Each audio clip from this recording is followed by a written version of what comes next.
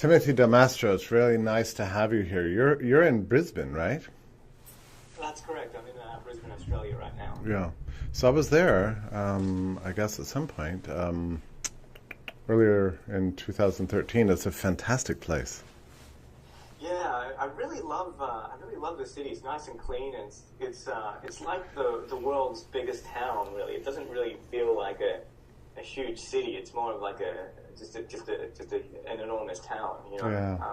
Yeah. The people are great, and Yeah. the atmosphere is great. It's a fantastic place to live. Yeah, I loved even the public transportation on the boats was just a kick, right? You just get on the boat and go down the yeah. Yeah. I've always thought that Brisbane is the nicest city in Australia. Yeah. Obviously not very internationally known, but yeah. I think I've been to Sydney. I've lived in Sydney for a while. I've Right. lived in other places, Right. and Right. yeah, I think Brisbane's the best city. I've not been to Sydney, but I spent a long time in Melbourne. And no offense to Melbournians, and it's a beautiful place and it's spectacular. I love Melbourne, but if I had to actually choose between living in Brisbane and Melbourne, I would definitely choose Brisbane. Yeah, I totally agree with you. And Melbournians don't agree, but that's okay. That's Yeah, okay. yeah. Yeah. Well, anyway, the reason I'm having you on is that you're busy making a movie about human freedom, which is really great, and you're at the tail end of a Kickstarter campaign that's fully funded. What kind of money were you looking for on your campaign? Sure. Okay. So my film is called Freedom from Choice, and it's about excessive and usually unnecessary government regulations in the U.S. These regulations could, they're seen all around the world, but we focused on the U.S. because that's kind of where they stem, where these regulations stem from, and we could show the best examples of these regulations in the U.S. The Kickstarter campaign is something we launched because before you can release a film, you need what's called errors and omissions insurance. This is before you can release a film to Netflix or Amazon or anyone like that. So we needed to raise the funds to do that, as well as pay for licenses, stock footage licenses and music licenses and things like that. So we were looking to raise $18,500. And as of today, I think we're up to like 20,000 or to 21,000 or something like that. So the campaign's worked really well. We've had a lot of support from libertarians and all kinds of other people. So it's been fantastic. I'm sorry. I guess I feel a little bit silly even asking this, but I should have actually noted when you first started talking that, of course, you don't sound like an Australian at all. My accent's a little muddled. I've lived here for quite a few years now. My parents are from the U.S., or my dad's from the U.S. My mom's actually Japanese, and I lived in Japan for a lot of my life because my dad was stationed there when he was part of the service. But yeah, I have family in the States. I'm often in the States. I do a lot of work there, but I like to call Australia my home these days. Oh, wonderful! I'm sorry. I'm just sitting here dreaming of Brisbane. Can't get it out of my head. When you said that the U.S. is the source, what do you mean by that? Yeah. I should probably go back on what I said. What I actually meant was that the best examples of excessive regulations can be seen in the U.S. And the film points out that although regulations are necessary to protect people from dangers that are out in daily life, a lot of these regulations aren't actually put in place to protect us. They're actually there to give specific companies advantage to certain things. For example, if you want to look at like regulations in the food industry, that's something that everyone needs food. And if you look at those regulations, you'll find that a lot of the regulations that are passed to the benefit of bigger companies like Monsanto, and they're passed to the detriment of smaller organic farmers. we interviewed Joel Salatin in the film, who's an organic farmer, who perhaps your audience would be familiar with. Sure. And he lists a whole host of issues and regulations that prohibit him from doing what he wants to do. And it's all stuff that his customers and his clients want, but he's not allowed to do it because of these regulations. Right, and it's a little confusing how this happens. Do you get into this in the movie? What exactly is the relationship between large players, large corporate interests, and regulators who seem to be implementing regulations that favor them? Does the political world act as a kind of a third party go-between? Absolutely. We explain this quite well in the film. There's what's called the revolving door, and this is a phenomenon in Washington where politicians and regulators will pass laws to benefit certain corporations, and then after they're done with their term, they leave, they pass through the revolving door, and then they become a board member or a chairman or a CEO of one of these companies. So the film lists dozens of examples of this in every industry where, if you look at finance, for example, you'll see that Jack Lew, who was the CEO of Citigroup, is now the head of the Treasury. Or if you look at there's all kinds of examples like that. So it's a revolving door that goes in three directions, right? So you've got people in politics, then they leave politics and go to private industry, and then they're tapped to head political appointees to head regulatory agencies. So you've got this kind of this great triumvirate. That's exactly right. It goes both ways, where sometimes the individual will start at the corporation, weasel his way into a regulatory agency, and then go back to a corporation. That can happen. So they go back and forth. Other times it's just an honest politician that's been corrupted, and then he sees that the money is greener in the private sector, so then he passes laws that benefit the people that funded his campaign, and then all of a sudden, he's now working for that company. Or perhaps he's not working for that company directly, but he works for a lobby group, or he consults for that company. So really, it's a de facto relationship where he is actually working for that company without actually being on their payroll. And each of these individuals, they're just not representing themselves. They represent vast interests behind them, and in fact, absolutely. Yeah, that's why they're there, right? Yeah, absolutely. And a lot of times, these acts endanger life. A good example is in the pharmaceutical industry. If you look at the former head of the FDA, it was a gentleman named Lester Crawford. He let the drug Vioxx out into the market, and he kept it there even though there was, I think it was like over 100,000 heart attacks and tens of thousands, 50 or 60,000 deaths. And then after he leaves the FDA, he goes and works for a company called Policy Directions Inc. And that company is employed by Merck, who who produces Vioxx. So it's that kind of thing that you have. And this is a drug that's killed and endangered so many people, the lives of so many people. And this this FDA commissioner, he I guess it was something that he was happy to let out onto the market and keep onto the market, because he knew he was going to get a job working with Merck after he left his position at the FDA. Then on the other hand, you have probably plenty of drugs kept off the market because risk-averse regulators, insufficient political connections, that sort of thing. Well, it's interesting. We interviewed Jonathan Emord, who's a constitutional attorney, and he has defeated the FDA 8 times in federal court, which is more than any other attorney in the U.S. And he made the point that the FDA actually doesn't test any of the drugs that it approves.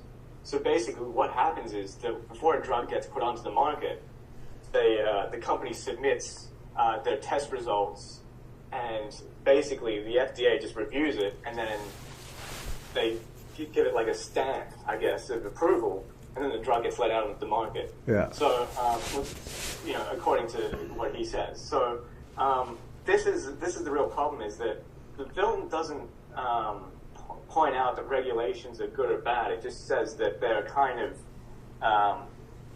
it defeats the point of having regulations when all that the regulations do is help big business in pushing their agenda.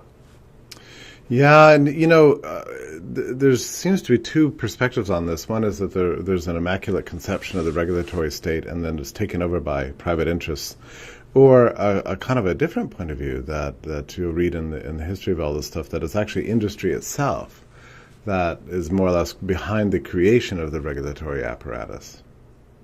Yeah, I mean, that's very true. I mean, it's gotten to the point where Washington and Wall Street are really the same thing.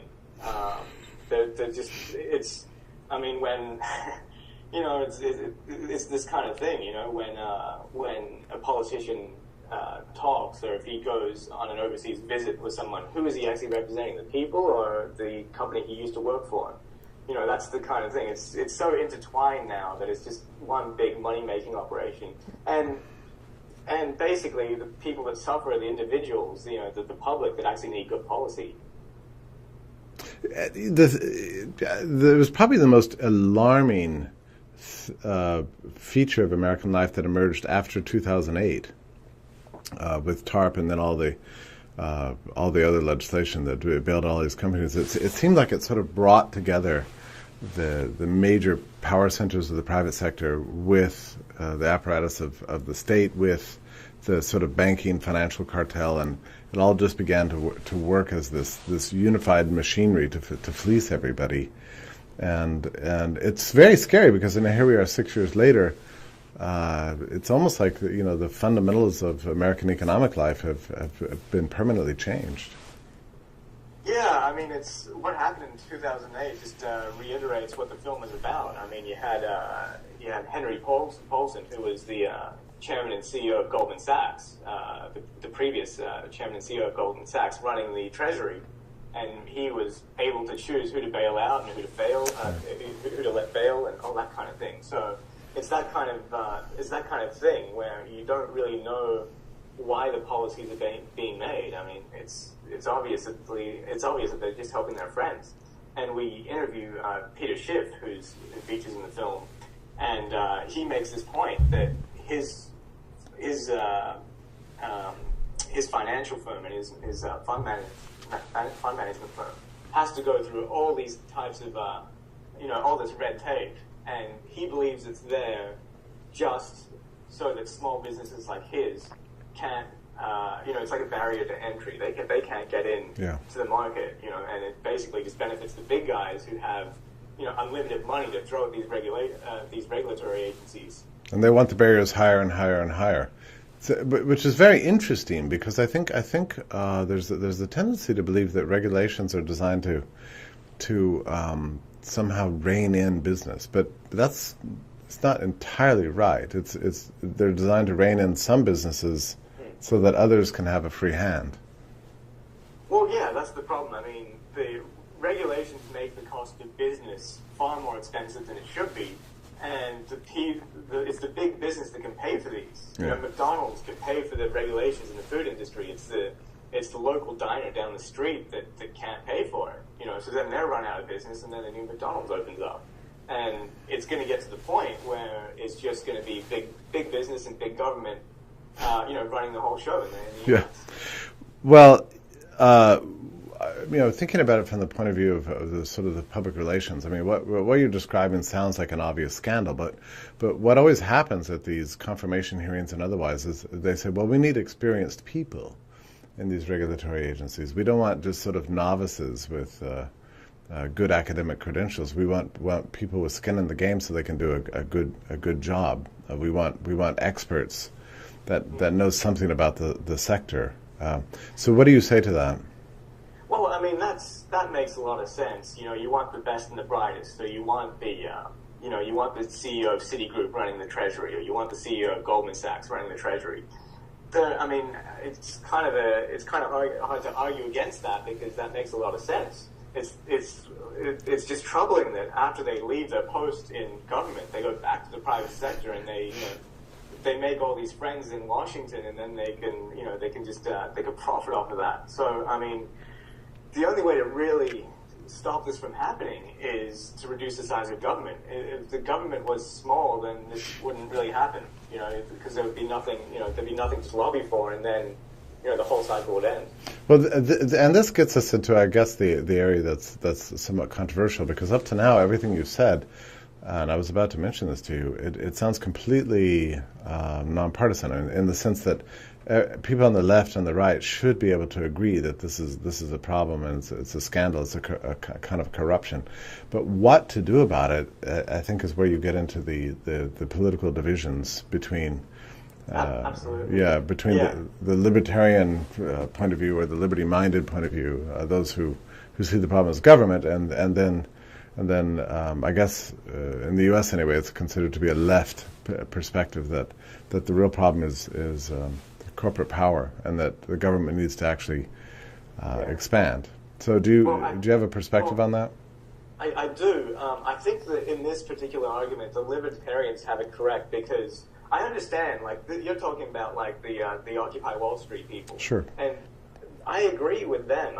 They're right. They're angry about these corporations doing what they're doing. A lot of it's, unaccountable to people. But the thing is, they can only do it with the help of government. So if you increase government, you're just going to get more of it. So I think the libertarians have this point of view right. Most people agree agree in the problem, that the merger of big business and big government is, it's way too close. But making government bigger is not going to be the solution, because private enterprise can always buy.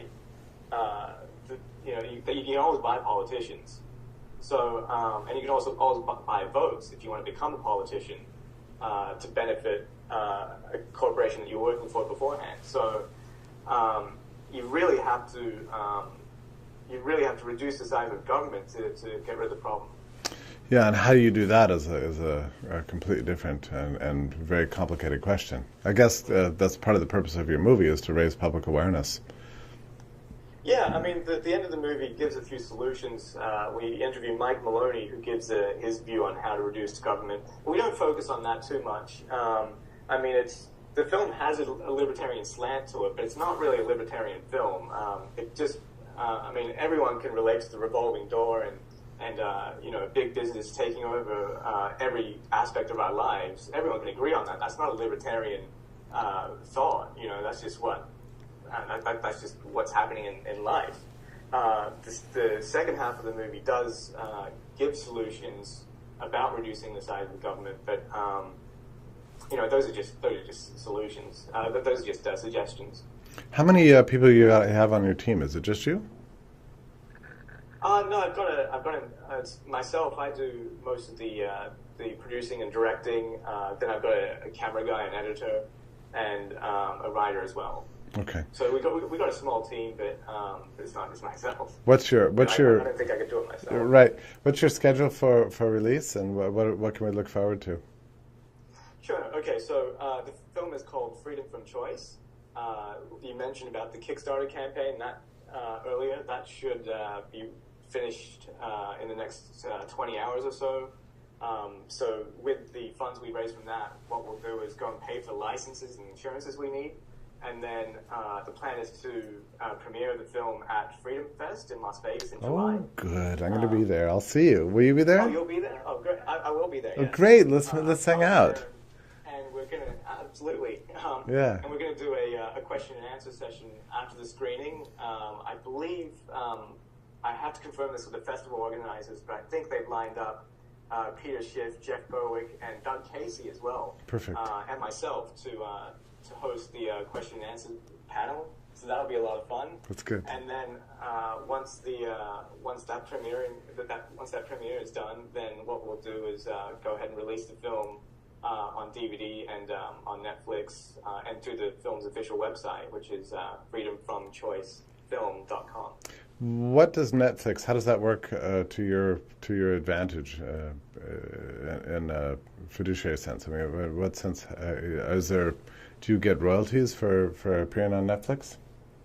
Well, yeah, it's not royalties as such. What Netflix does is they buy the film outright for a certain amount of time. So they'll buy the film for 2 years, regardless of how many views you get. Whereas someone like Hulu pays you per click or per view. So there's a few different ways you can do it. My last film is on Netflix, so I think that's a pretty good way to go. Well, that's exciting. It's fun to watch the new media coming along with these great new business models that actually make it possible for independent filmmakers like you to make money, or at least pay the bills. Yeah, absolutely. I mean, I'm looking for a traditional distributor at the moment as well who can try to get the film on, sell it to broadcasters and get it on TV, because you still have the traditional media outlets, which is still important.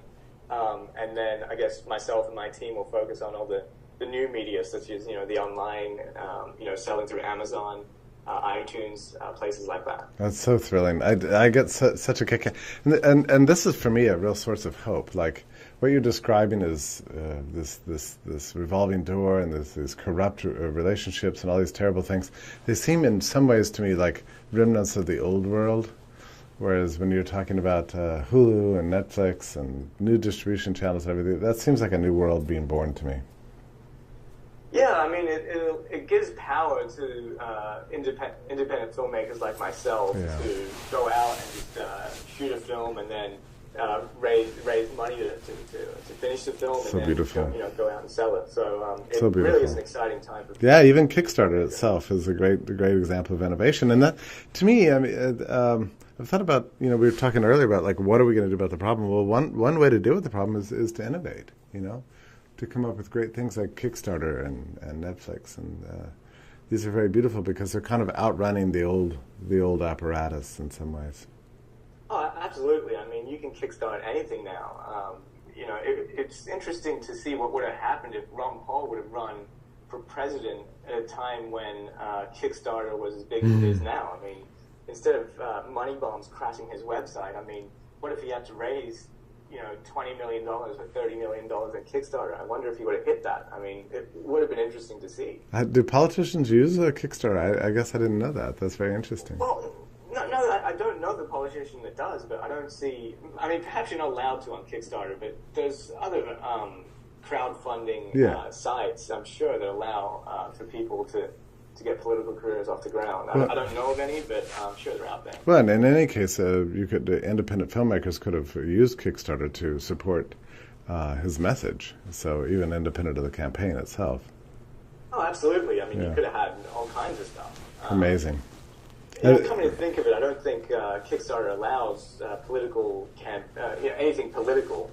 But like I said, it would only, you'd probably have some entrepreneur build a crowdfunding website just for political campaigns or something like that. Sure, yeah. World's changing very dramatically. Well, thanks for being part of the change and for hanging out with me today, and I'll see you at Freedom Fest. Sounds great. I look forward to seeing you then. Thank you, Timothy. Take care. Bye-bye. All right, take care. Bye. An enormous town, Yeah. The people are great, and the atmosphere is great. It's just it's a fantastic place to live. Yeah, I loved even the public transportation on the boats was just a kick, right? You just get on the boat and go down the Yeah. I've always thought that Brisbane is the nicest city in Australia. Obviously not very internationally known, but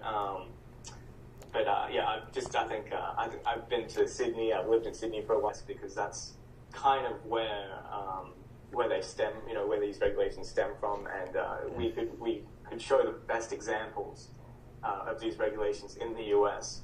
The Kickstarter campaign is something we launched because before you can release a film, you need what's called errors and omissions insurance, this is before you can release the film to Netflix or Amazon or anyone like that. So we needed to raise the funds to do that, as well as. Timothy Delmastro, it's really nice to have you here. You're in Brisbane, right? That's correct. I'm in Brisbane, Australia right now. Yeah. So I was there, I guess at some point, earlier in 2013. It's a fantastic place. Yeah, I really love the city. It's nice and clean, and it's like the world's biggest town. Really, it doesn't really feel like a huge city. It's more of like just a. Have you on is that you're busy making a movie about human freedom, which is really great, and you're at the tail end of a Kickstarter campaign that's fully funded. What was what kind of money were you looking for on your campaign? Sure. Okay. So my film is called Freedom from Choice, and it's about excessive and usually unnecessary government regulations in the U.S. These regulations could, they're seen all around the world, but we focused on the U.S. I've lived in other places, and right. I think Brisbane's the best city. I've not been to Sydney, but I spent a long time in Melbourne, and no offense to Melbournians, and it's a beautiful place and it's spectacular. I love Melbourne, but if I had to actually choose between living in Brisbane and Melbourne, I would definitely choose Brisbane. Yeah, I totally agree with you. And Melbournians don't agree, but that's okay. That's okay. Yeah. Well, anyway, the reason I'm